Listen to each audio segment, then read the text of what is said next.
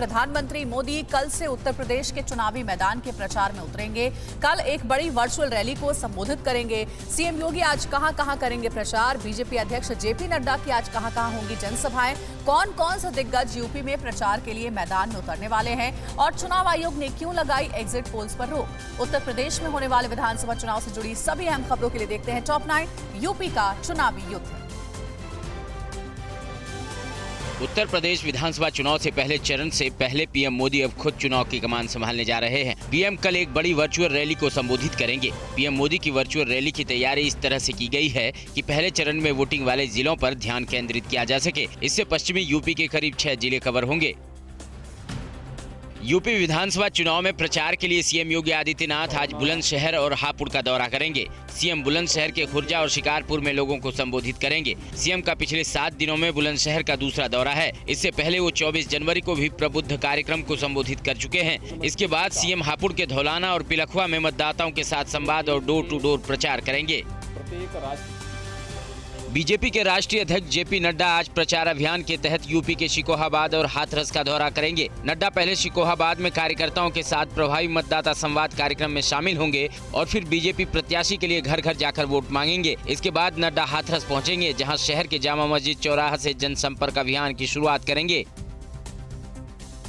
विधानसभा चुनाव में प्रचार के तहत रक्षा मंत्री राजनाथ सिंह आज फर्रुखाबाद के अमृतपुर और सदर विधानसभा में प्रभावी मतदाताओं से संवाद करेंगे और डोर टू डोर संपर्क करेंगे। वहीं केंद्रीय मंत्री स्मृति ईरानी आगरा उत्तर और दक्षिण विधानसभा क्षेत्रों में बीजेपी प्रत्याशी पुरुषोत्तम खंडेलवाल और योगेंद्र उपाध्याय के समर्थन में जनसंपर्क करेंगी।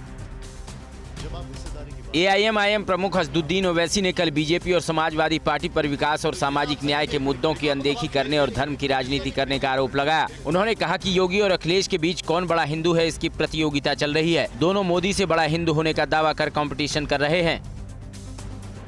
उत्तर प्रदेश बीजेपी के अध्यक्ष स्वतंत्र देव सिंह विधानसभा चुनाव के प्रचार अभियान के तहत आज अलीगढ़ का दौरा करेंगे। स्वतंत्र देव पहले अलीगढ़ की छर्रा विधानसभा के सरस्वती विद्या मंदिर में मतदाताओं के साथ बैठक करेंगे और फिर गुलरिया गांव में डोर टू डोर प्रचार करेंगे। इसके अलावा जिले के पार्टी पदाधिकारियों के साथ चुनाव को लेकर संगठनात्मक बैठक करेंगे। यूपी के दोनों उप मुख्यमंत्री विधानसभा चुनाव में प्रचार के लिए आज बरेली और शाहजहांपुर के दौरे पर रहेंगे। केशव प्रसाद मौर्य जहां बरेली की बहेड़ी और बिथरी विधानसभा क्षेत्रों में मतदाताओं के साथ संवाद और फिर घर घर जनसंपर्क करेंगे, वहीं दिनेश शर्मा शाहजहांपुर की कटरा विधानसभा क्षेत्र के प्रभावी मतदाताओं के साथ संवाद और डोर टू डोर प्रचार करेंगे और बीजेपी प्रत्याशी के लिए वोट मांगेंगे। सरकारी नौकरियों में प्रमोशन के आरक्षण पर सुप्रीम कोर्ट के फैसले के बाद आजाद समाज पार्टी अध्यक्ष चंद्रशेखर आजाद ने सियासी दलों पर सवाल खड़े किए हैं। उन्होंने ट्वीट कर पूछा है कि सुप्रीम कोर्ट का फैसला आने के बाद सभी राजनीतिक पार्टियां चुप क्यों हैं। क्या वो बताएंगे कि एससी, एसटी, ओबीसी कर्मचारियों को न्याय कैसे मिलेगा या केवल वोट की राजनीति के लिए इनका इस्तेमाल करते रहेंगे।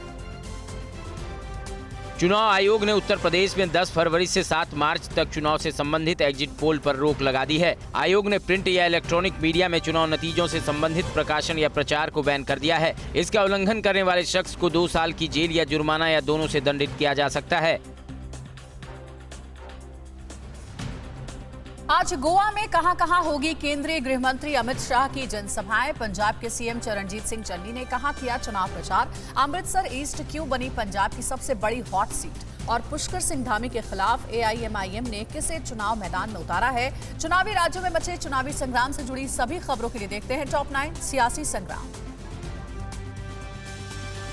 केंद्रीय गृह मंत्री अमित शाह आज विधानसभा चुनाव के प्रचार अभियान के तहत गोवा दौरे पर रहेंगे। शाह आज गोवा में 3 इंडोर जनसभाओं के जरिए बीजेपी प्रत्याशियों के लिए वोट मांगेंगे। गृह मंत्री शाम करीब 4:30 बजे पोंडा में पहली जनसभा को संबोधित करेंगे। इसके बाद शाम करीब 6:30 बजे सांबोरदेव में एक रैली को संबोधित करेंगे। गृह मंत्री की तीसरी जनसभा रात करीब 8 बजे वास्को में होगी।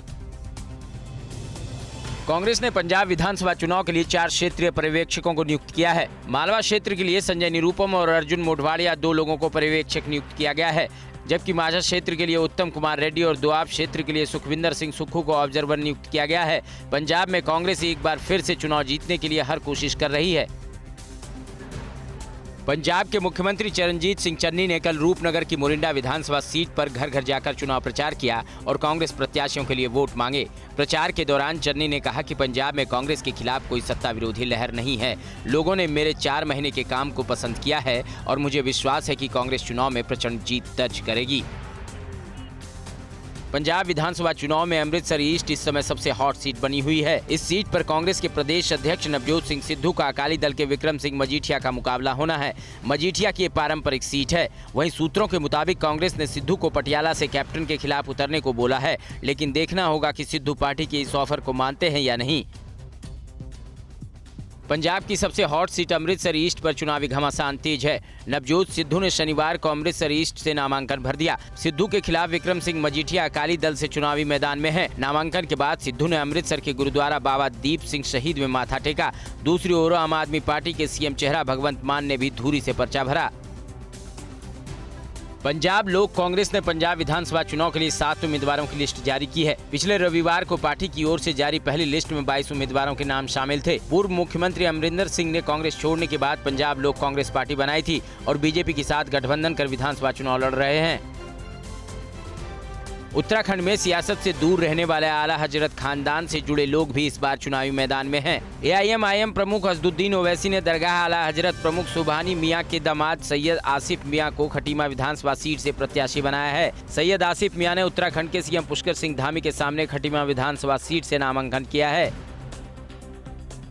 उत्तराखंड विधानसभा चुनाव में इस बार 2 पूर्व मुख्यमंत्रियों की बेटियां भी चुनाव लड़ रही हैं। बीजेपी ने पूर्व मुख्यमंत्री मेजर जनरल भुवन चंद्र खंडूरी की बेटी रितु खंडूरी भूषण को कोटद्वार सीट से, जबकि कांग्रेस ने हरिद्वार ग्रामीण सीट से पूर्व मुख्यमंत्री हरीश रावत की बेटी अनुपमा रावत को मैदान में उतारा है। दोनों सीटों पर दिलचस्प मुकाबला होने की संभावना जताई जा रही है। मणिपुर में विधानसभा चुनाव से पहले बड़ा सियासी उलटफेर देखने को मिल रहा है। विधानसभा चुनाव से पहले विपक्षी कांग्रेस, लेफ्ट और समान विचारधारा वाले दलों ने बीजेपी को हराने के मकसद से गठबंधन का ऐलान किया है। कांग्रेस के अलावा गठबंधन के अन्य सदस्यों में CPI, CPM, forward block, RAC और ZS शामिल है। राष्ट्रपिता महात्मा गांधी की पुण्यतिथि पर देश कर रहा है उन्हें नमन। मन की बात के जरिए लोगों से अपने विचार साझा करेंगे पीएम मोदी। केंद्रीय गृह मंत्री अमित शाह अहमदाबाद में महात्मा गांधी के विशाल भित्ति चित्र का लोकार्पण करेंगे और देश में शनिवार को कोरोना के कितने नए केस सामने आए। राष्ट्र से जुड़ी सभी अहम खबरों के लिए देखते हैं टॉप 9 देश की बात। सत्य और अहिंसा के बल पर देश को आजादी दिलाने वाले राष्ट्रपिता महात्मा गांधी की आज 74वीं पुण्यतिथि है। इस मौके पर देश आज उन्हें अपने श्रद्धा सुमन अर्पित कर रहा है। गांधी जी ने देश के लिए जो किया वह देश सदियों तक याद रखेगा। उनके आदर्शों, अहिंसा की प्रेरणा, सत्य की ताकत ने अंग्रेजों को भी झुकने को मजबूर कर दिया। प्रधानमंत्री नरेंद्र मोदी आज अपने रेडियो कार्यक्रम मन की बात के जरिए 50वीं बार देश से अपने विचार साझा करेंगे। राष्ट्रपिता महात्मा गांधी की पुण्यतिथि के चलते 11 बजे उन्हें श्रद्धांजलि देंगे। इस वजह से मन की बात कार्यक्रम का प्रसारण आज सुबह 11:30 बजे किया जाएगा। कार्यक्रम का लाइव प्रसारण आकाशवाणी और दूरदर्शन के नेटवर्क पर होगा। केंद्रीय गृह मंत्री अमित शाह आज गुजरात के अहमदाबाद में राष्ट्रपति महात्मा गांधी की पुण्यतिथि के मौके पर मिट्टी के कुल्हड़ से बने उनके विशाल भित्ति चित्र का लोकार्पण करेंगे। साबरमती नदी के किनारे बने इस भित्ति चित्र में करीब 3000 कुल्हड़ों का प्रयोग किया गया है। इस भित्ति चित्र को बनाने के लिए देश भर के 75 कुम्हारों को लगाया गया था। कल से शुरू हो रहे संसद के बजट सत्र से पहले लोकसभा अध्यक्ष ओम बिरला ने सदन सुचारू रूप से चलाने के लिए आज एक सर्वदलीय बैठक बुलाई है। बैठक में सभी दलों से बजट सत्र के संचालन के लिए समर्थन मांगा जाएगा। लोकसभा स्पीकर की अध्यक्षता में होने वाली इस बैठक में विभिन्न राजनीतिक दलों के नेता मौजूद रहेंगे। वहीं राज्यसभा के सभापति वेंकैया नायडू ने भी सभी दलों की वर्चुअल बैठक बुलाई है। पीएम मोदी ने शनिवार को भारत और इजरायल के संबंधों के 30 साल पूरा होने के मौके पर कहा कि हमारे लोगों के बीच सदियों से घनिष्ठ नाता रहा है और इजरायल ने भारत की विकास यात्रा में अहम योगदान अदा किया है। पीएम मोदी ने कहा कि मुझे पूरा विश्वास है कि भारत इजरायल की दोस्ती आने वाले दशकों में आपसी सहयोग के नए कीर्तिमान स्थापित करेगी। छत्तीसगढ़ के मुख्यमंत्री भूपेश बघेल ने शहीदों के सम्मान में रायपुर में छत्तीसगढ़ अमर जवान ज्योति का निर्माण कराने का ऐलान किया है। कांग्रेस सांसद राहुल गांधी 3 फरवरी को इस अमर जवान ज्योति की आधारशिला रखेंगे। बघेल के मुताबिक अमर जवान ज्योति की तर्ज पर शहीद जवानों और अन्य सुरक्षा बलों के जवानों का स्मारक यहां बनाया जाएगा। देश में कोरोना संक्रमण की रफ्तार धीरे धीरे कम होती नजर आ रही है। रविवार को 2,32,000 से ज्यादा नए संक्रमित मिले। एक दिन पहले की तुलना में करीब 3,000 केस कम सामने आए हैं। पिछले 24 घंटे में 886 लोगों की मौत हो गई है। कोरोना की तीसरी लहर में मौत का बढ़ता आंकड़ा चिंता बढ़ा रहा है। दक्षिण भारतीय राज्य केरल में सबसे अधिक 50,000 से ज्यादा नए केस सामने आए हैं। कोरोना की रफ्तार धीमी पड़ने के बाद देश के कई राज्यों में स्कूलों का खुलना शुरू हो गया है। महाराष्ट्र के पुणे में 1 फरवरी से स्कूलों को खोलने का ऐलान कर दिया गया है। वहीं कर्नाटक के बेंगलुरु में 31 जनवरी यानी कल से स्कूल खोल दिए जाएंगे। उधर त्रिपुरा सरकार ने भी राज्य में सभी प्री प्राइमरी से लेकर 12वीं तक के स्कूलों और मदरसे को कल से खोलने की इजाजत दे दी है। 73वें गणतंत्र दिवस समारोह के समापन के प्रतीक के रूप में दिल्ली के विजय चौक पर शनिवार को बीटिंग द रिट्रीट समारोह का आयोजन किया गया। इस बार बीटिंग द रिट्रीट में अद्भुत, अविश्वसनीय और बेमिसाल तस्वीरें देखने को मिली। राजपथ के आसमान पर ड्रोन शो सबसे बड़ा आकर्षण बना। 10 मिनट के शो में 1000 स्वदेशी ड्रोन के जरिए भारत के विकास की गौरवशाली यात्रा दिखाई गई। हरियाणा के सीएम कल रात कहां पहुंचे? औचक निरीक्षण करने। केंद्रीय जल शक्ति मंत्री गजेंद्र सिंह शेखावत ने जोधपुर में आला अधिकारियों के साथ बैठक के बीच एसडीएम को क्यों लगाई फटकार? और बिहार में एमएलसी के चुनाव में भी आरजेडी ने कांग्रेस को नहीं दिया भाव। और यूपी के बागपत में चेन लूट की वारदात में युवक पर जानलेवा हमले से क्यों बढ़ा है तनाव? राज्यों की बड़ी खबरों के लिए देखते हैं टॉप 9 राज्य विशेष। हरियाणा के मुख्यमंत्री मनोहर लाल खट्टर कल रात 9 बजे के करीब अचानक गुरुग्राम के एमसीजी और जीएसटीए दफ्तर पहुंच गए। यहां उन्होंने मौजूद अधिकारी से पूछा कि रात में ड्यूटी किस कर्मचारी की है, तो इसका जवाब अधिकारी के पास नहीं था। उन्होंने साफ सफाई को लेकर भी सवाल किए कि शहर में कितनी मशीन लगी है। मुख्यमंत्री के औचक निरीक्षण की खबर मिलते ही विभाग के आला अधिकारी भागते दौड़ते दफ्तर पहुंचे। राजस्थान के जोधपुर में केंद्रीय जल शक्ति मंत्री और स्थानीय सांसद गजेंद्र सिंह शेखावत ने कल एक मीटिंग में डीएम की मौजूदगी में एसडीएम हवाई सिंह यादव को जमकर लताड़ लगाई। दरअसल एसडीएम ने कुछ दिन पहले एक कार्यक्रम में पूर्व सांसद बद्री राम जाखड़ की तारीफ करते हुए कहा था कि क्षेत्र में मौजूदा सांसद से ज्यादा सक्रिय पूर्व सांसद हैं।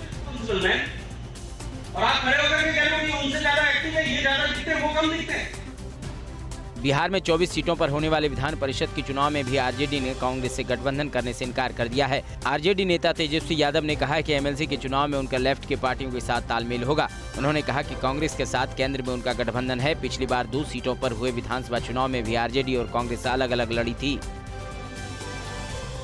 मध्य प्रदेश के मुख्यमंत्री शिवराज सिंह चौहान कल सतना के दौरे पर दुर्गापुर गांव में स्थानीय देवता बड़े देव ठाकुर की पूजा अर्चना के बाद अचानक भजन मंडली के बीच पहुंच गए। शिवराज ने गांव की भजन मंडली के साथ कुछ देर तक झाल मजीरा भी बजाया। इससे पहले शिवराज ने विधायक नागेंद्र सिंह के छोटे भाई स्वर्गीय कांति देव सिंह जूदेव को श्रद्धांजलि दी। शिवराज यहां स्थानीय लोगों से भी मिले और उनकी शिकायतें सुनी। बिहार के सीवान छपरा की सीमा पर डिब्बी बाजार में कल 6 बाइक सवार बदमाशों ने दिन दहाड़े एक ज्वेलरी की दुकान से 5 लाख से ज्यादा के आभूषण लूट लिए। लुटेरों ने लूट की वारदात को अंजाम देने के लिए कई बम फेंके। दहशत फैलाने के लिए बदमाशों ने कई राउंड ताबड़तोड़ फायरिंग भी की। बदमाशों के मौके से भागने के दौरान स्थानीय लोगों ने उनका पीछा भी किया। दिन दहाड़े हुई इस वारदात से पूरे बाजार के व्यवसायी दहशत में हैं।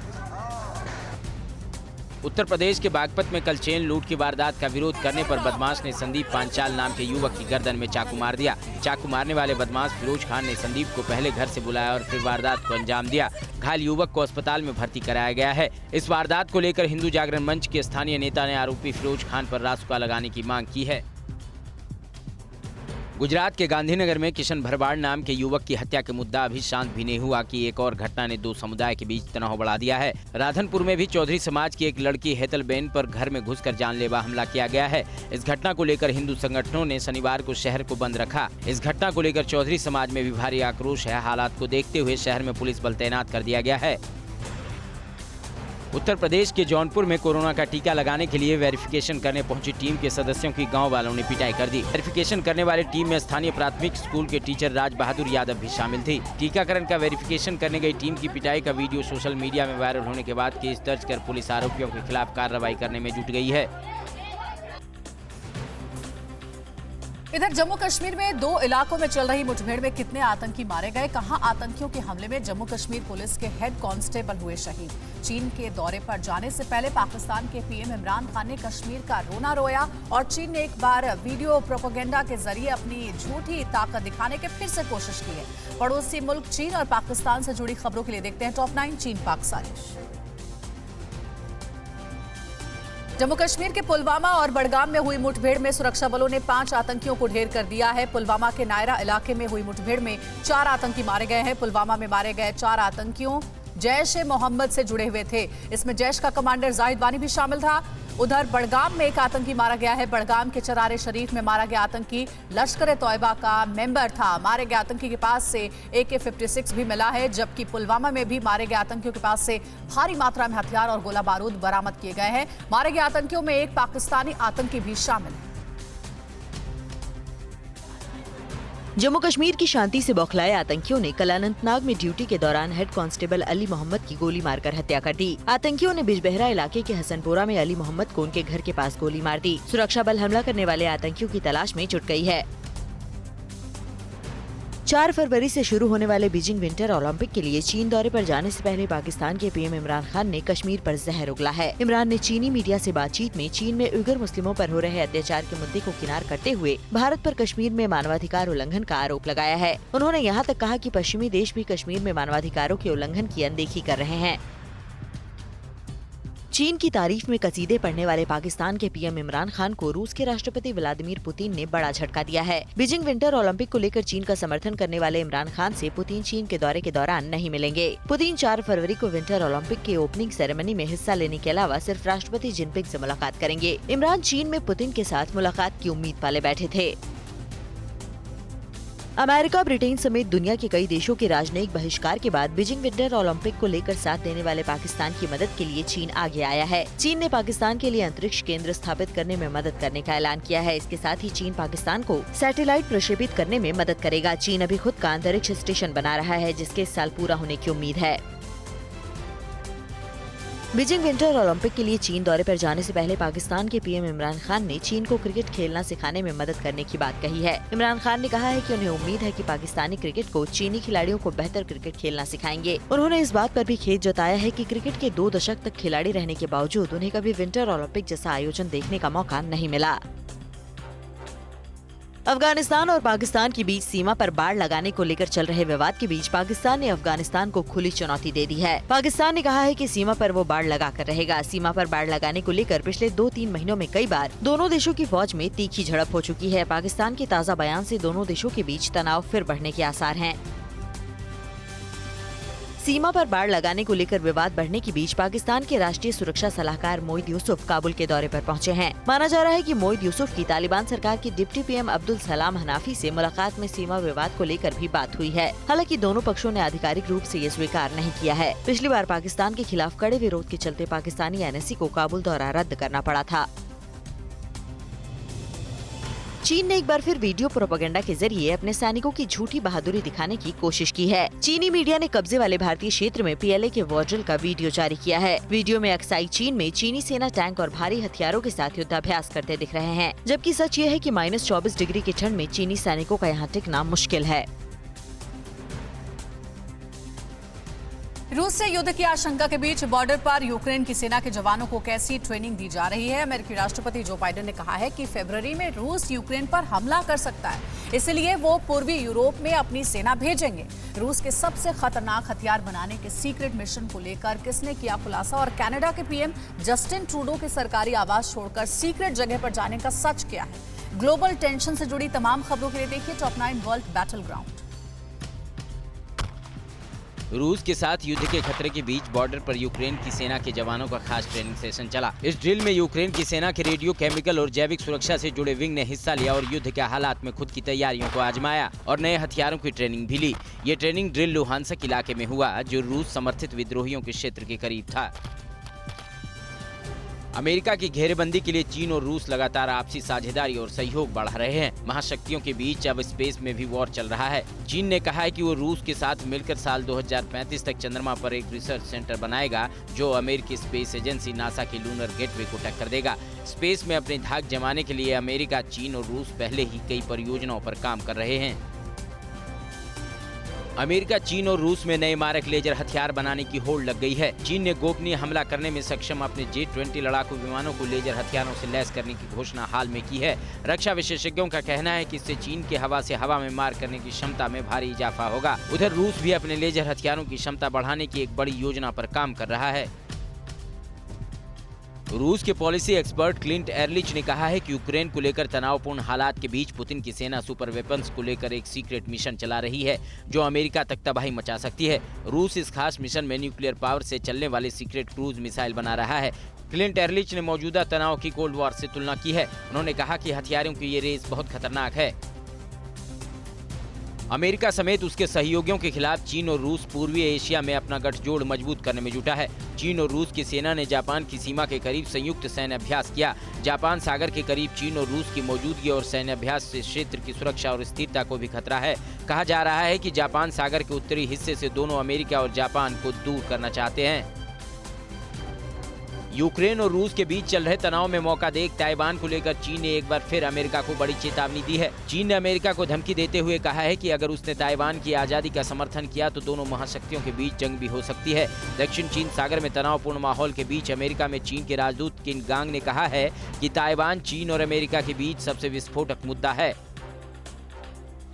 अंतर्राष्ट्रीय मीडिया में ऐसी रिपोर्ट है कि कनाडा के प्रधानमंत्री जस्टिन ट्रूडो अपने परिवार के साथ ओटावा में सरकारी आवास को छोड़कर गोपनीय जगह पर चले गए हैं। कोरोना वैक्सीन को जरूरी किए जाने के विरोध में हजारों की संख्या में ट्रक ड्राइवरों ने कल ओटावा में विरोध प्रदर्शन किया था। कहा जा रहा है कि ट्रक ड्राइवरों के आक्रामक विरोध और सुरक्षा के खतरे को देखते हुए ही जस्टिन ट्रूडो ने किसी गोपनीय जगह में शरण ली है। बीजिंग विंटर ओलंपिक का कई देशों से राजनयिक बहिष्कार के बाद चीन के प्रोपेगेंडा अभियान में 5 गुना बढ़ोतरी हुई है। एक रिपोर्ट के मुताबिक बहिष्कार करने वाले देशों के खिलाफ दुष्प्रचार के लिए चीन ने 2 करोड़ से अधिक लोगों की स्वयंसेवी इंटरनेट सेना बनाई है। इस टीम के जरिए कई देशों के मानवाधिकार कार्यकर्ताओं के बीच दरार पैदा करने की कोशिश होती है। वेनेजुएला की सेना के रिटायर्ड जनरल क्लाइवर एल्काला ने अमेरिकी खुफिया एजेंसी CIA पर सनसनीखेज आरोप लगाए हैं। पूर्व जनरल ने कहा है कि अमेरिकी खुफिया एजेंसी CIA को वेनेजुएला में निकोलस मादुरो को हटाकर तख्ता पलट करने की जानकारी थी।